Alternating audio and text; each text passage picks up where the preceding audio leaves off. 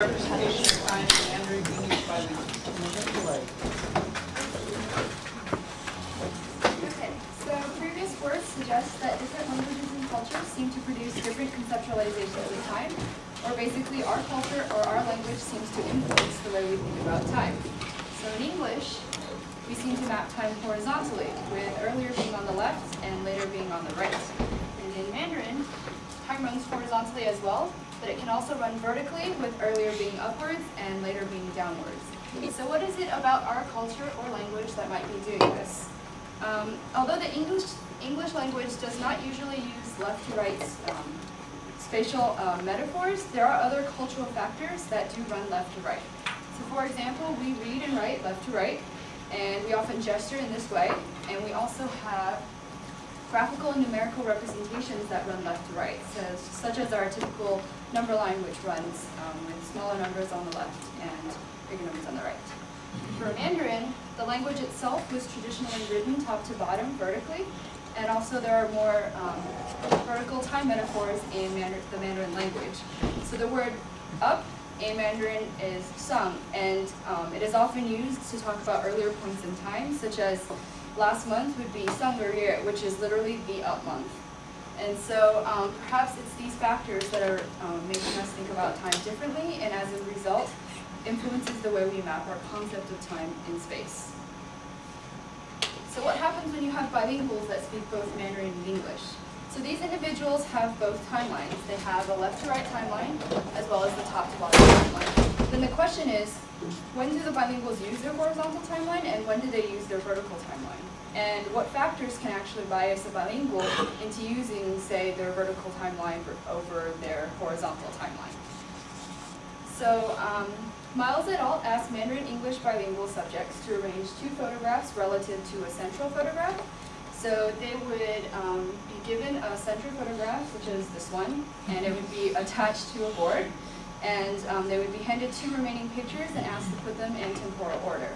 So what they found is if subjects were given this picture, say, of Brad Pitt, they would be more likely to arrange his pictures from left to right, as such. And on the other hand, if they were given pictures of Jet Li, an Asian face, they would more likely arrange his pictures like this, top to bottom. And so these findings suggest that perhaps the context of the face, more specifically the ethnicity of the face, might be acting as some sort of cue for bilinguals, and that perhaps a Caucasian face is biasing a horizontal orientation, and that the Asian faces are biasing a vertical orientation. So this is one of the things that I manipulated in my experiment. But before that, I also wanted to mention that most of the previous work done to test for these spatial timelines, they used spatially oriented responses. So their stimuli would all show up in the same place, but the response that you make would be varied in space. So for example, the response keys would be mapped either compatible with earlier or later mappings, or they would be incompatible. So for example, in this one, they have the blue key represents a fixation key, and then they would specify that the black key represented earlier and that the white key represented later. So in this case, these keys would be compatible with the typical left to right timeline. And in the opposite condition, And so what they found was that subjects would be faster to respond if the keys were arranged in this orientation, which was compatible. On the other hand, if the keys were flipped and later was on the left and earlier was on the right, this would be the incompatible condition, and subjects would be slower to respond in these trials. And so this produces the compatibility effect, where compatible responses are faster than incompatible responses. But one potential problem with these designs is that perhaps this compatibility effect that they find isn't due to how people think about time, but due to the fact that people are moving their hands in space to make these responses. And so it's important to find out where this effect is coming from. So I'm going to be using the opposite design. So instead of the responses being located in different spatial orientations, the stimuli themselves will be presented in different spatial orientations, and subjects will respond with a single button press. So it will not be there will not be any spatial orientation for that. And so this is to see if I eliminate the physical movement of the hands, if this will still produce the compatibility effect. And so, like I mentioned, I'm manipulating the spatial location of the stimuli, and I'm using a non-spatial response. To do this, I used a go, no-go paradigm, where subjects basically had to decide if, yes, they wanted to press the button, or no, they didn't want to press it. And so how they would make that decision is, first they would be presented with a prompt question, such as this one. It would read, is the second picture earlier? Or it would be the opposite question, is the second picture later? And so this question would basically tell them which time judgment they're going to be making, the earlier judgment or the later judgment.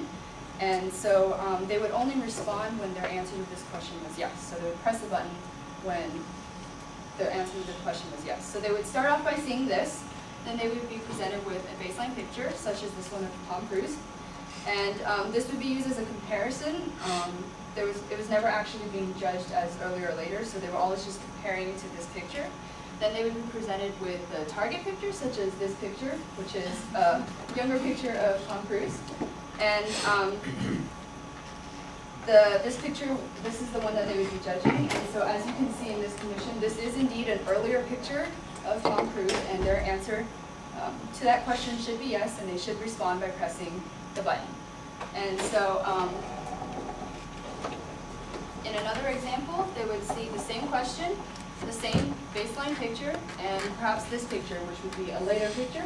Their answer to this question, would be no, and they would not have to respond.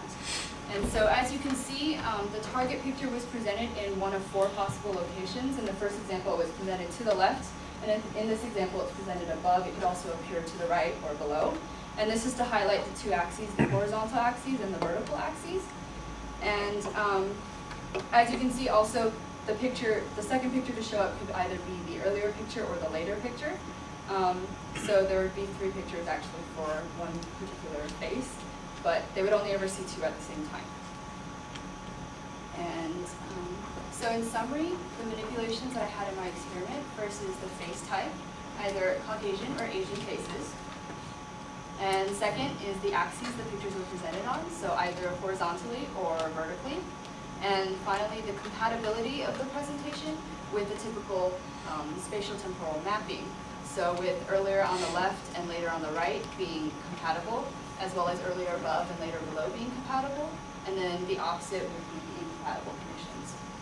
And so my question is, will Mandarin English bilinguals perform differently, not only with Asian or Caucasian faces being presented on different axes, but also when they're making a non-spatial response? So when they're not moving their hands, will those still show this compatibility effect? And one thing I want to point out is that my entire experiment was conducted in English, and all of my subjects were Mandarin English bilinguals. So I'm not actually comparing between monolinguals and bilinguals, just bilinguals. And then every time I say face type later on, what I mean is the ethnicity of the face that I was presenting, not of the subjects themselves. Okay, and then not only am I using the idea from the Miles et al. Study that I mentioned previously, I also tried to replicate it with the same paradigm and the same 2 faces, so Brad Pitt and Jet Li. But one thing I added was the orientation of the test board that the pictures would be attached to. So for half the subjects, the board was placed flat on the table, and for the other half of the subjects, the board was placed perpendicular stable, so it's standing upright. And I wanted to see if just the orientation of the board itself would also make a difference in how people would arrange the pictures. And so my prediction is that for Caucasian faces, which should activate a relevant horizontal axis, there should be a compatibility effect in the horizontal axis, but not in the vertical axis. So they should be faster for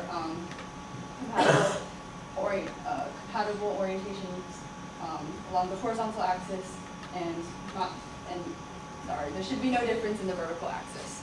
And then in contrast, for Asian faces, which should activate both the horizontal and vertical axis, which are both present in the Mandarin language, there should be a compatibility effect regardless of axes. So you should see that compatible conditions are faster than incompatible, regardless if it was presented horizontally or vertically. And so what I found was there was actually no significant effects by compatibility, but there are a couple of trends that are interesting. So if you, so for Caucasian faces, It did seem to trend in the right direction with the compatible conditions being slightly faster than the incompatible conditions, but none of these differences were significant. But if you look at the Asian faces, you see the opposite trend. So for horizontal faces, it seems to be doing the same thing, but for vertical, it seems to be doing the opposite. Not really sure why that is the case, but again, these differences are not significant. And a possible reason for not finding the compatibility effect is, like I mentioned, maybe physically moving your hands is somehow involved in producing this effect. And so, because we often gesture about time with our hands, so maybe that's a part of the reason why they found these effects. And perhaps by not having to move their hands in my experiments, this effect gets lost. And then you may also notice that for Caucasian faces, the axes typically used here, the horizontal one, you can see both the responses are slightly faster than the one in the vertical condition. And so when I collapse it by compatibility, you see that there is indeed there's an almost significant difference between horizontally presented Caucasian faces and vertically presented Caucasian faces. So that people would be faster to respond to Caucasian faces when they're presented along a horizontal axis. And for the Asian faces, on the other hand, you don't see much of a difference. So they're equally fast or slow to respond to faces presented horizontally or vertically. And these findings support the idea that Mandarin English bilinguals possess both timelines, a horizontal one and a vertical one, and that the face type that they were seeing, so either a Caucasian face or an Asian face, this was causing some activation of the relevant timeline or timelines. So Caucasian faces would activate their English timeline, which is typically horizontal.